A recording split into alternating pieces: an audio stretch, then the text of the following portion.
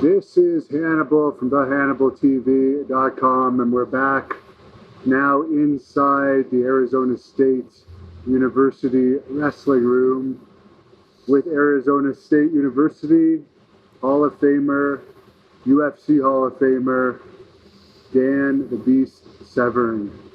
How is this room compared to the wrestling room that you used to train Well, light years ahead. Back when I was at Arizona State, it was big enough for really about 2 full mats. And when you see behind me, I think they got a total of 3. I think there's like 4 mats out here. Then when you look at the other toys that they have inside here of treadmills and exercise equipment, it's a one-stop shop. Did you do much weight training back in your time at Arizona State? Yes. Yeah, I mean, if you look at my freshman year, I invested everything into. I was already a high-level high school wrestler. Moving on to a Division I college, I wanted to see how would I do as a Division I college wrestler. So I invested, especially my first semester. I took a nutrition class so that I knew that everything I was eating would make me into that ultimate wrestler. I took a nutritional class so that I knew everything I put in my body was going to make me perform to the best of my capability. I took a weightlifting class so I could design weightlifting programs for wrestling. So, I mean, I did a lot of things and it all paid off for me. Rerunning Place wants to know, how was wrestling in the ZOWA Live promotion? In the what? ZOA Live? Do you remember them? Oh, no, okay, Zoa, okay. I mean, again, I say it like that because I've wrestled for so many different promotions. I'll say that on the independent scene, I've been treated really very well by almost all the promotions.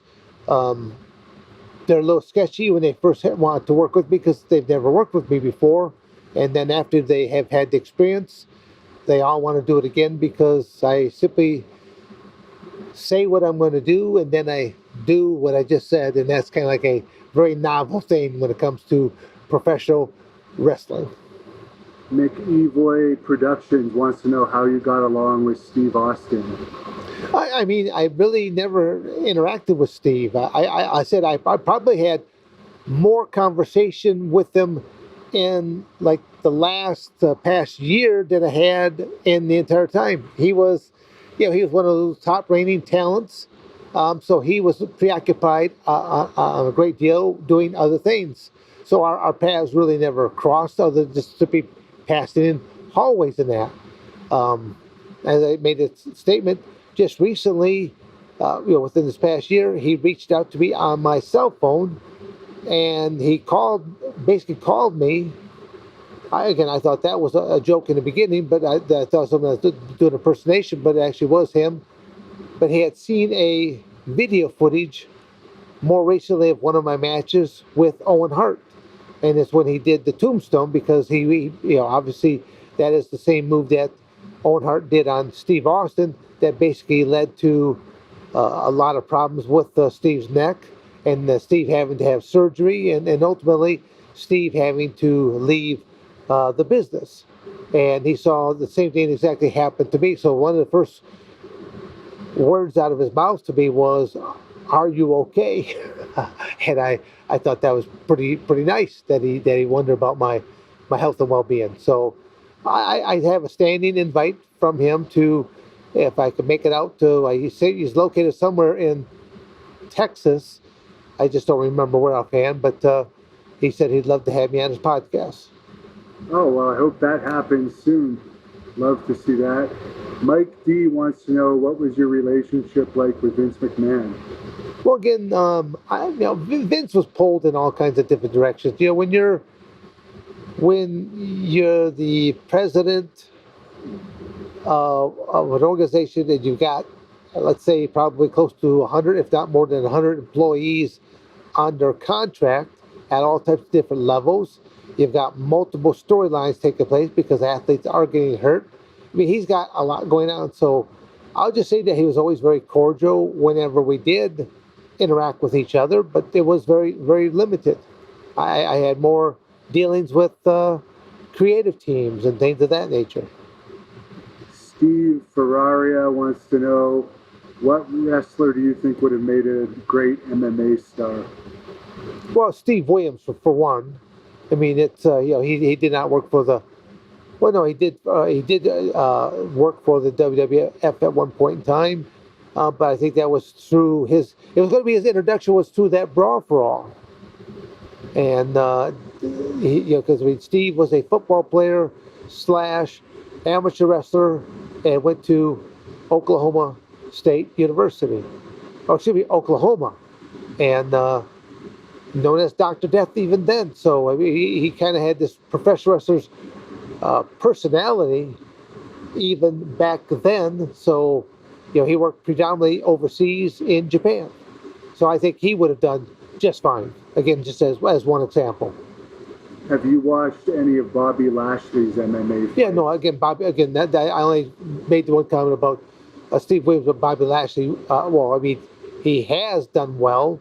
He's a amateur wrestler, professional wrestler, cage fighter, so he's been in all three as well, and doing very well for himself.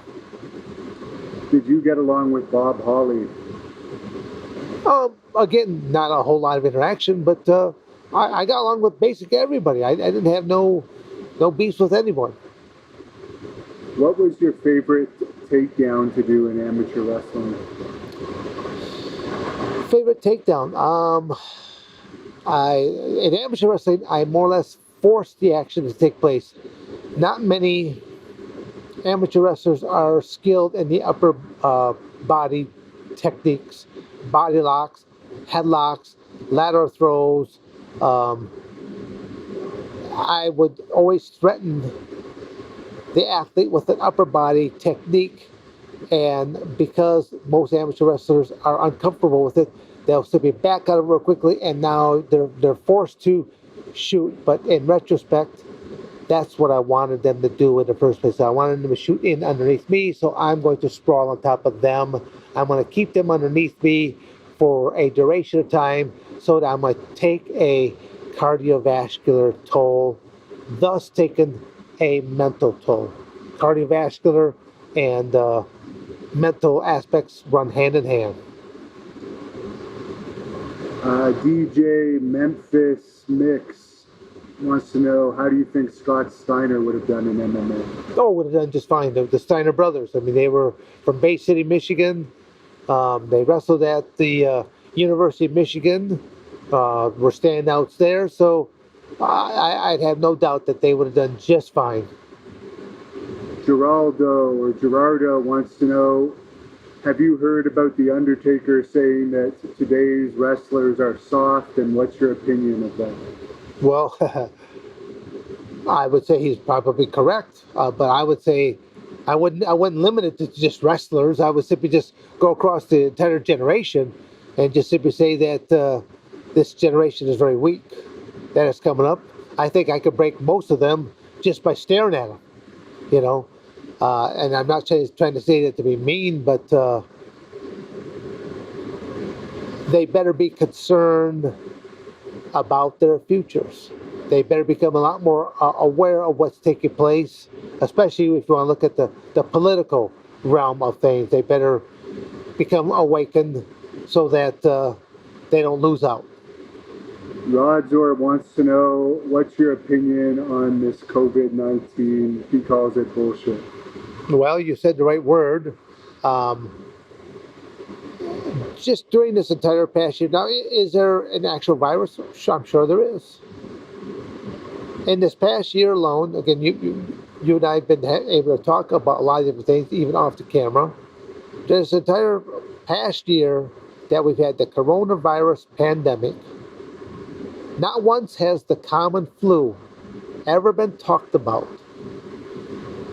To say that it has not been a big money grab is an understatement. It has been a big money grab. There is probably a coronavirus. It probably is an evil strain, but there's have been all kinds of other stuff. We've had the swine flu. There's been 2 or 3 other epidemics that have taken place. nothing to this magnitude. And it is because of the cell phone. It is because of social media. It is because of all the media that is available to the common person. It's also because there are no longer any standards being held to our news reporters, our newspapers, our magazines, to people who are doing editorials. You had to do a retract. If you were caught wrong in a wrong statement, you had to come back. You had to apologize. You had to retract that statement, and you had to state something different. That is not what's happening. People are not being held accountable for their words and or their actions. And that's what Americans need to wake up to. I'm not trying to promote one political party after the other. Americans just simply need to wake up and hold all of our politicians to a higher standard, because they are supposed to be public servants. Their salary is paid by American taxes. Thus, they are our employees. And yet, they look down upon the common person. That's not the way the system works. America needs to wake up and put some people back in their place and make America, I'm not going to say make America great again. It was great before. We've allowed politicians to lower our standards. America was the greatest country in the world, and there's a reason why foreigners come to the United States, because it's known as the land of opportunity. You better stand up and take note and grow a backbone and start making, again, politicians accountable for their actions. Bios wants to know if you've ever been in a bar fight. No. I bet too many people didn't want to mess with you with your reputation. Again, but it's, I was actually closer to get into a fight probably in the last, I'll say, 20 or 30 years of my life than I was in the first couple decades, only because I was doing appearances a little bit later in the evening at some of these sports bars. Some of their patrons had partaken of a couple too many of these barley pop libations. And now they would start to say things like, well, I thought you'd be bigger. Well, you don't look so tough. Well, you write like a girl because it's illegible. So, they would try to get a rise in me, and it's kind of going. There was only on a couple occasions I would take out a business card, I'd write a phone number, and I'd slide it over to them. And like, what's this? I go, that's the phone number to the UFC. And I said, because there's the thing called a referee, and he's going to pull me off of you once you've had enough. Out in the public sector, there is no referee. There is no tap out. You don't know what you got in your pockets, or I should say, I don't know what you got in your pockets. You don't know what I've got in my pockets. The era of mano a mano, we have a disagreement, we step outside, we thump each other, and come back in, have a drink, and bygones be bygones. That era is long gone. We don't have enough men that have that type of integrity whatsoever anymore. Nowadays, you get if I got the best of you, you're going to try to find someone else who's bigger and badder that's to come and do your dirty work for you, or you're going to go get your gun or whatever other type of apparatus you need to become the equalizer. So there's my little rant and rave about that. Robert Lester wants to know if you were ever bullied as a kid. Not ever really bullied. I mean, I was actually a quiet person. I did get put into a situation where a gang was basically, coming in on me, and I basically had to retaliate. I had to retaliate back. So again, I'd say that's probably the one and only time I was ever in a fight. But that wasn't even one-on-one. That was one against, I don't know, 6, 8, or 10 10 individuals. All I know is like it was kind of. I remember. I think my father had to come up to pick me up, and I'm down at the nurse's station. Here I'm still kind of crying, boo-hoo and stuff like this, and yet there was like, I don't know, 4, 5, or 6 of the boys. They were all battered up, and they were being attended, and I think the principal literally was trying to hold back a smirk and laugh because he's looking at this chunky little, because I was a little chunkier, and I had a flat top, this chunky little flat top kid who's out there bawling, basically tore up half a dozen other actually one grade ahead of me. So I think he had a hard time keeping a straight face, trying to reprimand me for what I was doing. In the same token, he was probably happy for a fact. There was a point in time when standing up for your rights was the right thing to do, but now we're such a sue-happy society. Again, more neutering of America. Rad Rob Gaming wants to know what happened with the podcast you were doing with Don Fry that was going to be called The Realest Guys in the Room. Well, again, it has a different name to it. Tenacious Masculinity, I think, is the last name. I was with Don last weekend, and we shot, I think, a couple hours worth of material that is being edited, and it will be starting to be released soon. And I think somewhere in the next week or so that we'll be doing another couple interviews to have more content, so that when we're ready to launch, that we have enough stuff in the can. The biggest thing is going to be the fact that I'm not going to be in town to do a regular podcast.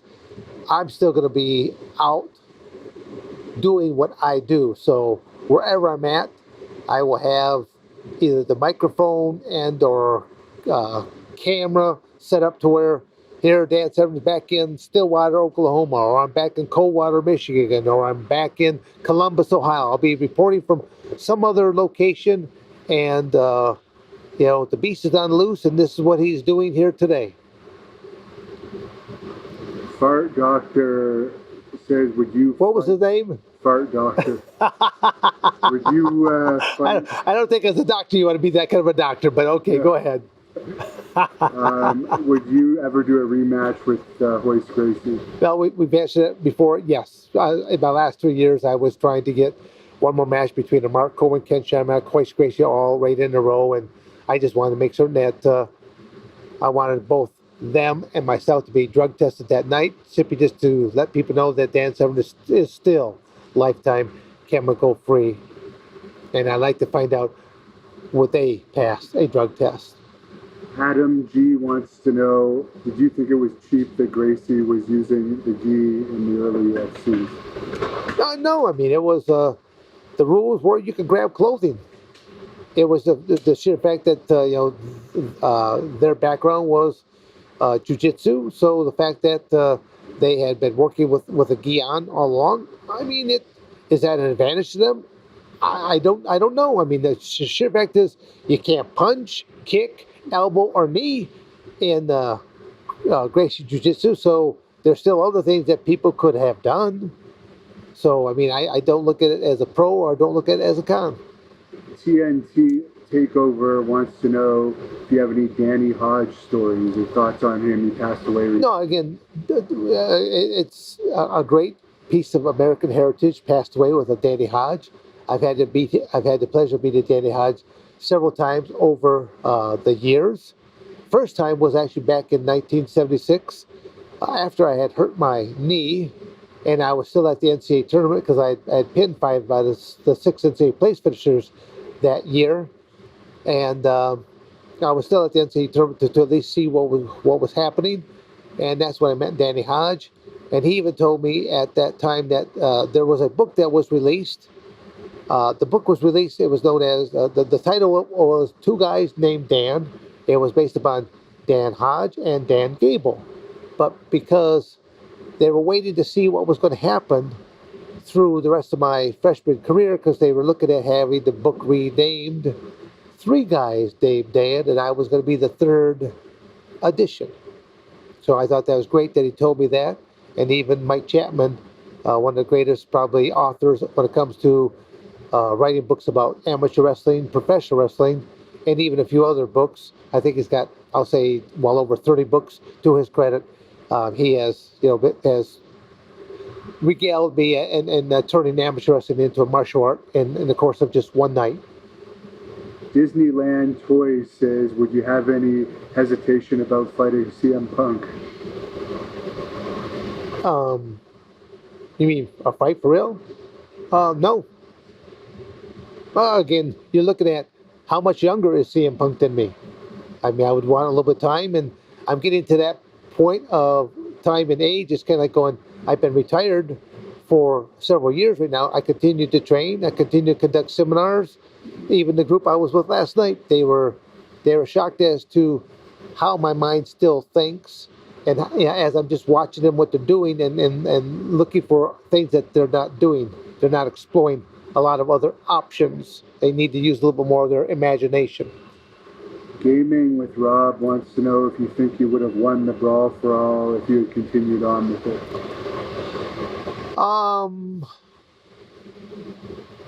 In boxing, no. Because boxing is not my forte. Striking is not my forte. Now, had it been mixed martial arts where grappling, submissions, locks would all be thrown into it, well, that's a whole different category. But strictly the Brawl for All, that was strictly a boxing event and not really meant for me. Cyrus747 says you had the most menacing entrance music ever. How did you like it? Well, again, I had no say-so in what they prepared.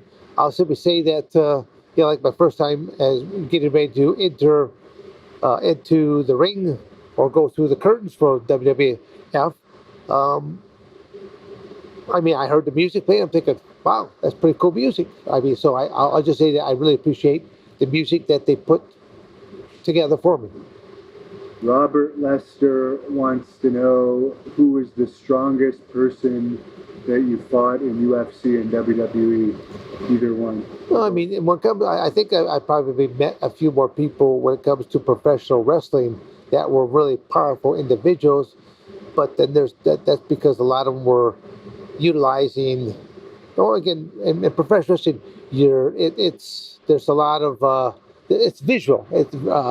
So a lot of these guys, they do a lot of training, and a lot of them were taking steroids and other chemicals to really enhance their body and to trim off body fat, to where a lot of professional wrestlers look like bodybuilders. And not only did they look like bodybuilders, but a lot of these professional wrestlers, I mean, are just incredibly strong. So there's actually too many that fall in that category, that they had the physique, but then they had the wherewithal inside that gym to do things. Joe Beck wants to know if you ever talked to Eric Bischoff. No, I mean, I did. There was a point in time when WCW was trying to bring me in, and I think I might have seen Eric at one other, one of these WrestleFest slash, what's the word I'm looking for, that they bring all these professional wrestlers to, these, not signings, but oh, I don't know what you call. No, well, not even a reunion, but they just they'll just they'll set up these different types of show slash fan fest slash events where there's a lot of wrestlers that come out that are no longer competitors, and it's just a chance for them to set up race tables and to interact with the folks. Caled Adam wants to know your thoughts on Triple H. I don't know really what to say there. I mean, Triple H, I'll say that the novelty when he was first wrestling, that he was involved into the one organization between him and Road Dogg and why am I dropping the third member's name here right now? You know what I'm talking about? Billy Gunn, the Road Dogg, X-Pac. X-Pac. Yeah, I mean, they had their own little group right there that they come out, and it was good. I mean, Road Dogg actually did he did great introductions. They had the little X-Pac. They're doing the old "Suck It" single and stuff like that. So, I really don't have any thing to say, I guess, other than the fact that when you start dating the boss's daughter, well, you probably are going to come underneath a great deal of scrutiny, so you better mind your P's and Q's at that point. Jay Miller wants to know your thoughts on the Lion's Den match and the Dungeon match, which you were a referee for both of those. Well, again, it was, I had a lot of fun. And I'll say the dungeon match, because that was actually held at the Hart residence. So the whole time that the film crew was down in the basement, and they were trying to set up lights and sound and cameras and trying to put together the type of match. I mean, it was easy for me to just be the referee, but I really enjoyed those couple hours sitting up in the living room and listening to Stu Hart tell Stu Hart stories, and then him asking me different types of questions. Some people must have told him a little bit about me, because he was asking me a little bit about my shooting background and that, and then he really enjoyed knowing other shooters. And that was, come to find out that all the professional wrestlers he had, they could both wrestle and also work matches, so they had dual ability. John Bully Layfield wants to know what you thought about your match with The Rock at King of the Ring 1998.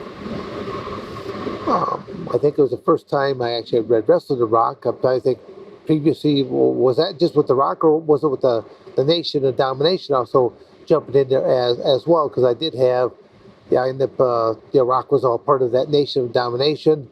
And so there was also D'Lo Brown, Mark Henry, and The Godfather, and Farouk were all members of that.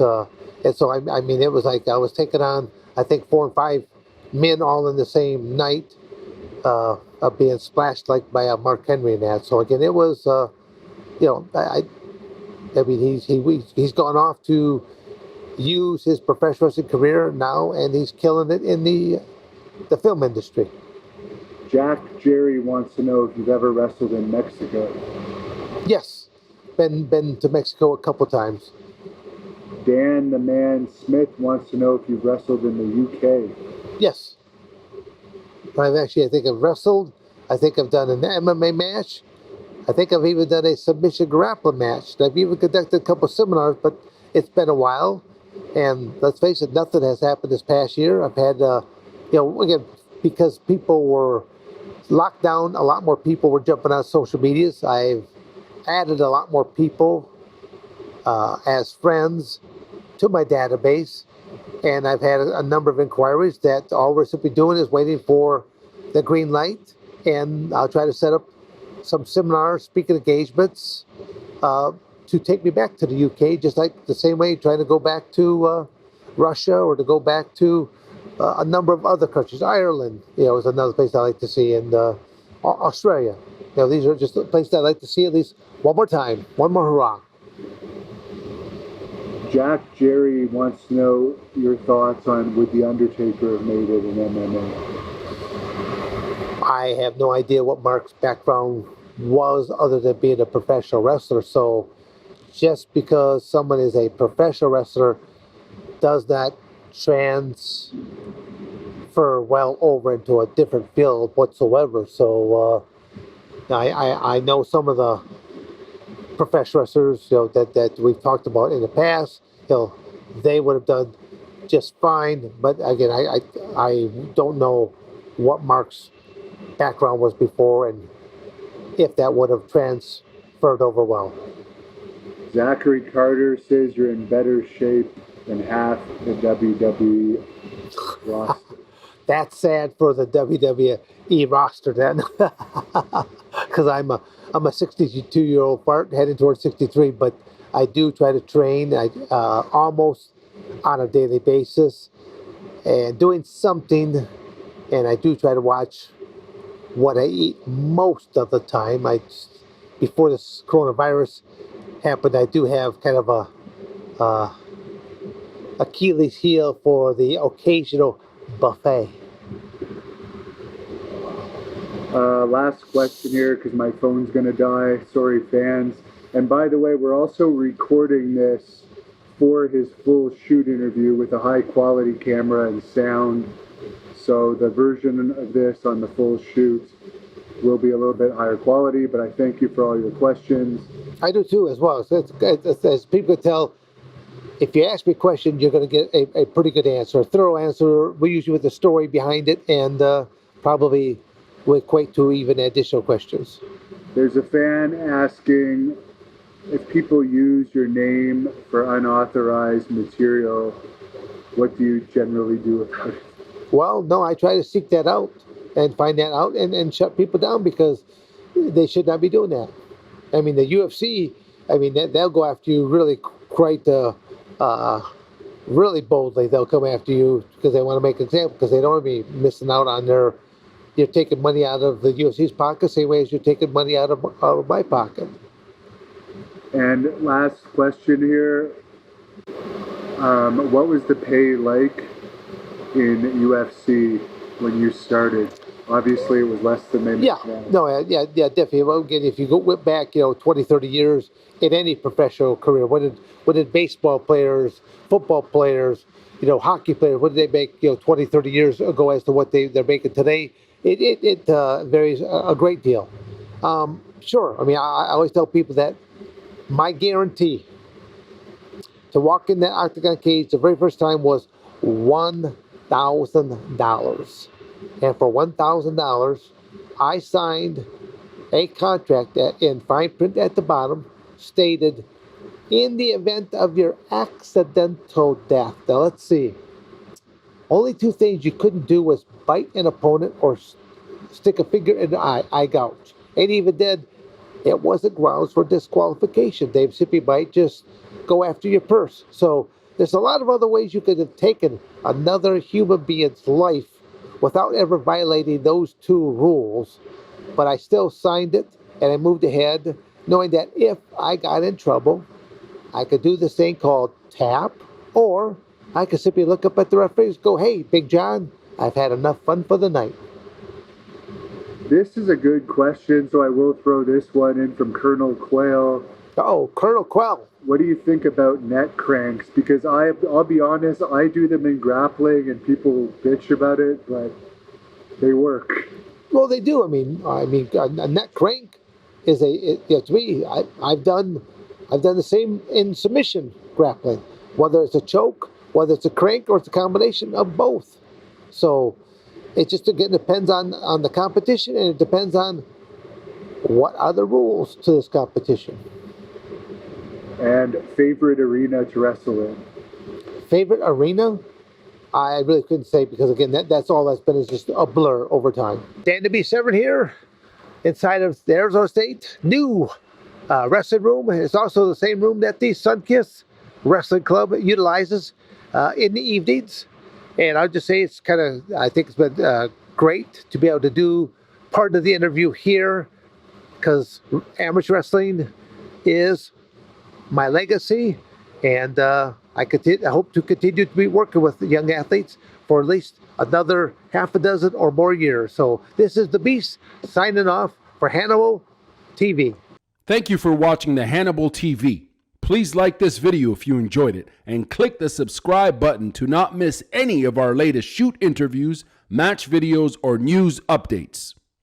Support us on patreon.com for $1.99 a month to watch our full shoot interviews ad-free and help our channel grow. Follow us on Twitter at the Hannibal TV for instant updates.